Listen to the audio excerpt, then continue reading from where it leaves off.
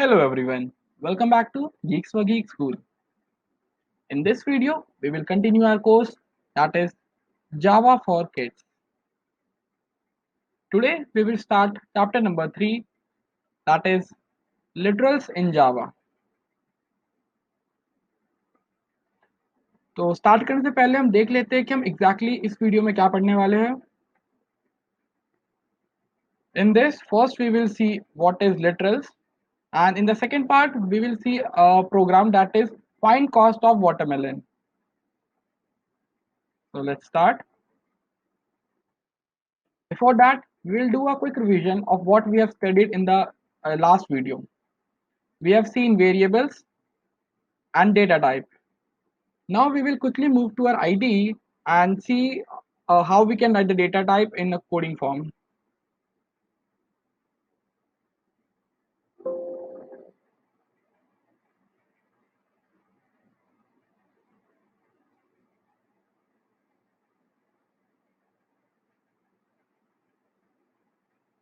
As you can see, we are right now on our IDE, and here we will type all the data types that we have studied in yesterday's video. Let's start. First of all, we have seen byte, so we'll say byte, and we will define age. Like age is just a small number. Age value, I'll just give the range.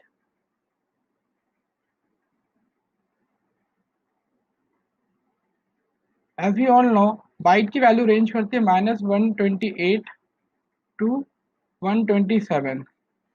तो हम ये कह सकते हैं कि जो as है हमारा, एज की वैल्यू 127 से ज़्यादा हो नहीं सकती, इसलिए हम यहाँ पे बाइट एज का डेटा टाइप बाइट लेंगे. ठीक है.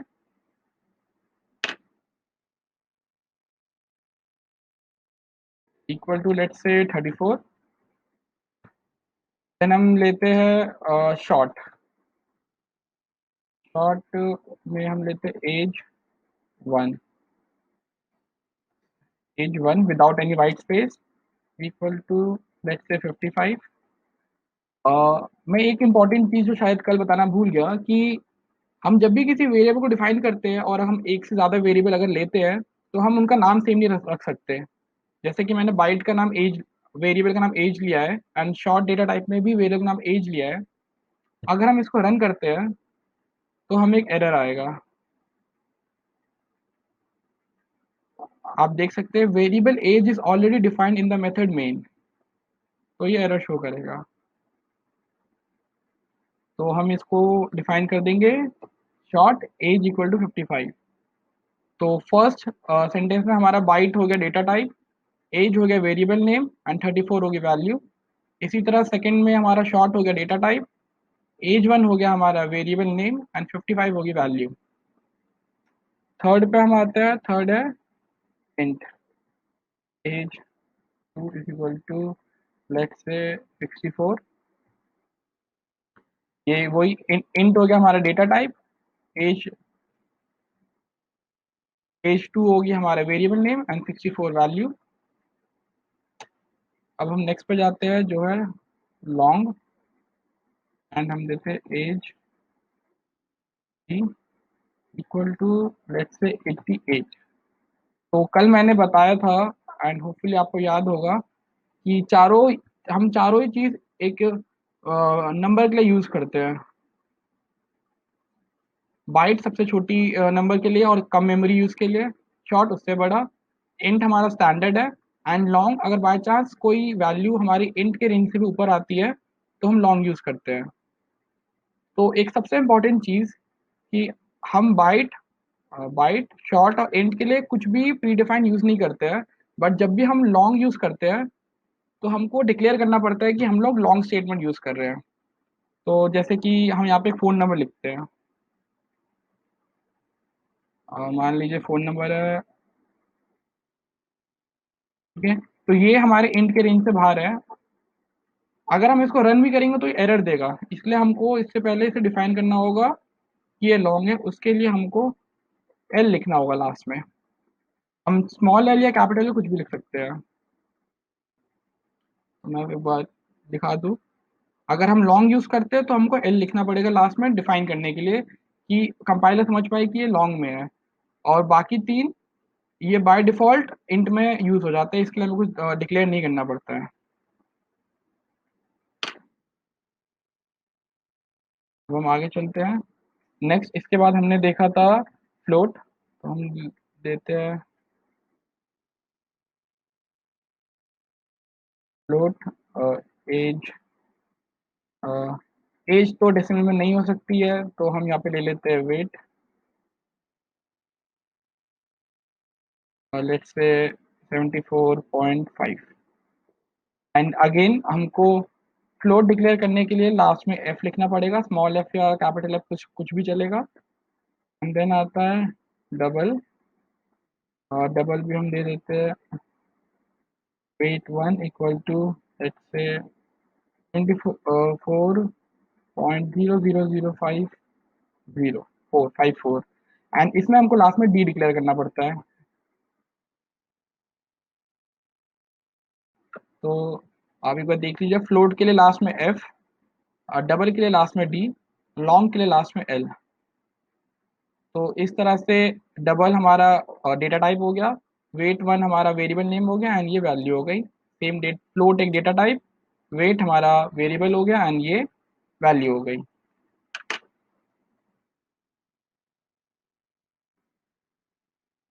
इसके बाद हमने पढ़ा था कैरेक्टर, तो हम CHAR character, and let's say name, या फिर नेम नहीं, हम यहाँ पे क्लास सेक्शन लिख देते हैं, क्लास। और हम जब भी कैरेक्टर डिफाइन करते हैं तो हमको कॉमर्स के बीच में लिखना होता है, let's say A. Then next statement जो हमने पढ़ा था वो था बूल,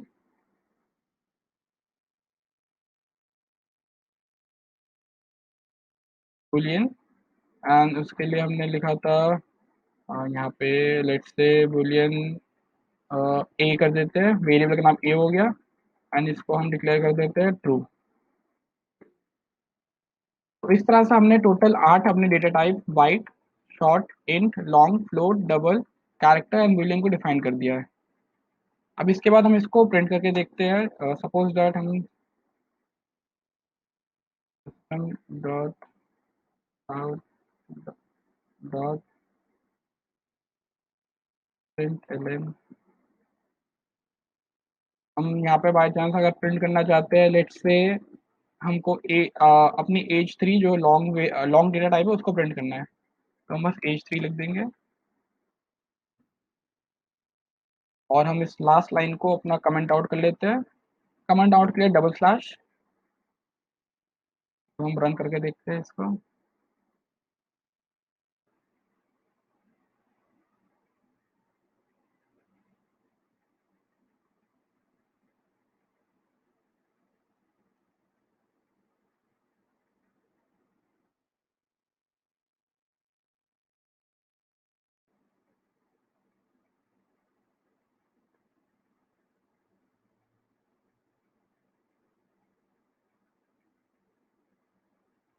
तो जैसे कि आप देख सकते हैं कि हमारा स्टेटमेंट जो फ़ोन नंबर था 99999955 वो प्रिंट हो चुका है, जो कि एज थ्री है। सिमिलरली अगर हम चाहें तो हम प्रिंट कर सकते हैं सिर्फ ए, जो हमारा बुलियन वैल्यू है। रन।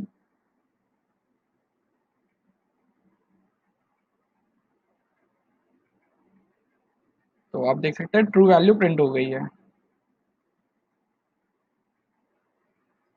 तो अब हम बात करते हैं एक नए टाइप की डेटा टाइप की।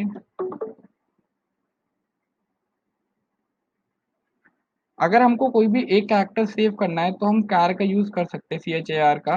बट अगर हमको एक पूरा पूरा नाम सेव करना है या पूरा पूरा एक वैल्यू सेव करनी है, जैसे, तो हम स्ट्रिंग का यूज़ करते हैं।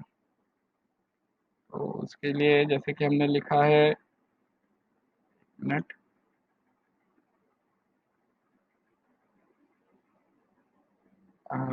जैसे कि हम लिख रहे हैं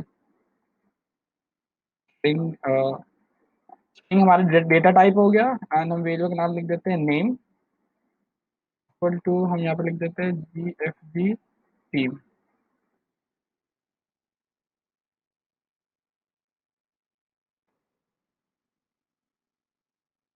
जीएफजी टीम। तो इस तरह से अगर हम स्ट्रिंग यूज़ करते हैं तो हम एक पूरा वैल्यू, एक सेंटेंस हम स्टोर कर सकते हैं अपने वेरिएबल में। तो ये टेक्निकली हमारा एक 9th टाइप का डेटा टाइप हो गया, जिसमें स्ट्रिंग हो गया डेटा टाइप, वेरिएबल हो गया नेम, एंड ये पूरी एक वैल्यू हो गई। अब हम इसको रन करके देखते हैं।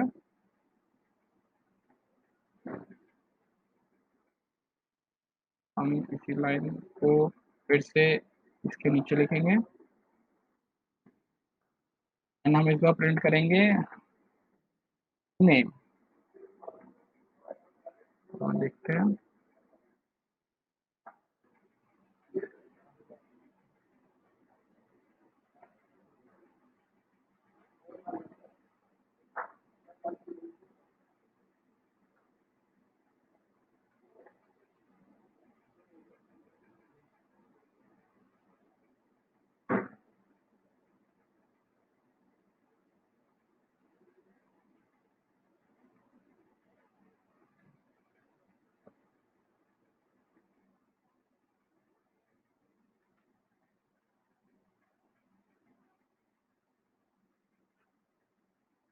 तो अब हम पढ़ते हैं एक नई टाइप की डेटा टाइप, जो टेक्निकली होती है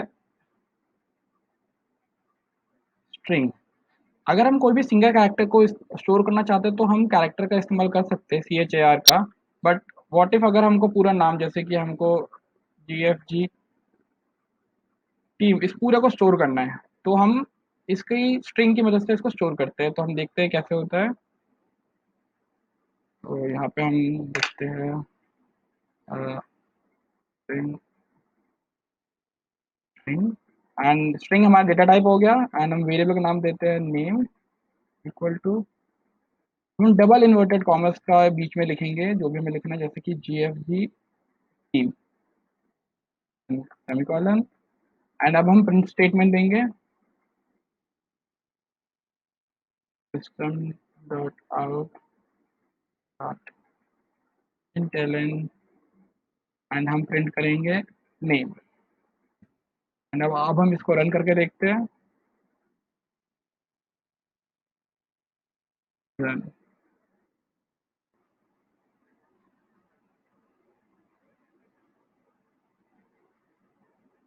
तो जैसे कि आप देख सकते हैं कि GFG टीम हमारा प्रिंट हो चुका है। ये ट्रू आ रहा है क्योंकि हमने इससे पहले एक और प्रिंट स्टेटमेंट यूज़ कर रखा है। अब एक और इम्पॉर्टेंट चीज़, आपने यहाँ पे नोटिस करा होगा कि हम लोग प्रिंट एलएन लिखते हैं बार बार, एलएन एलएन। तो बेसिकली जब हम नॉर्मल प्रिंट लिखते हैं एंड जब प्रिंट एलएन लिखते हैं तो दोनों में अंतर है। जब हम एलएन लिखते हैं तो वो एक एक्स्ट्रा लाइन स्पेस हमें देता है, लाइन स्पेस। एंड जब नॉर्मल प्रिंट लिखते हैं तो वो सेम लाइन में हमारा आंसर प्रिंट हो सकता है। तो हम इसको डेमो में दिखाते हैं। सपोज दैट हमने यहाँ से एलएन मिटा दिया, एंड अब हम सीधे इसको रन करेंगे। पहले हमारा आउटपुट था ट्रू एक लाइन में, GFG टीम एक लाइन में। अब हम इसको रन करते हैं।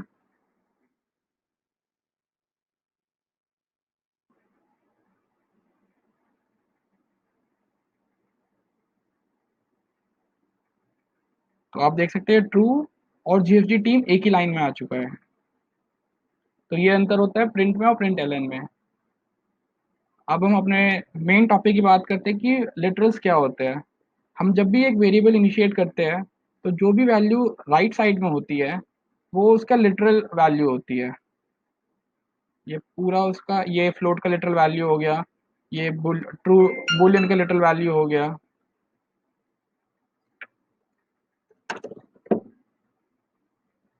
तो इसी तरह ये हो गया। एक बार हम इससे एग्जैक्ट मीनिंग देख लेते हैं।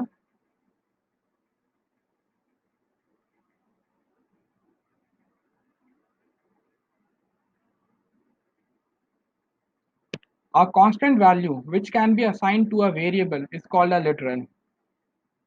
तो यही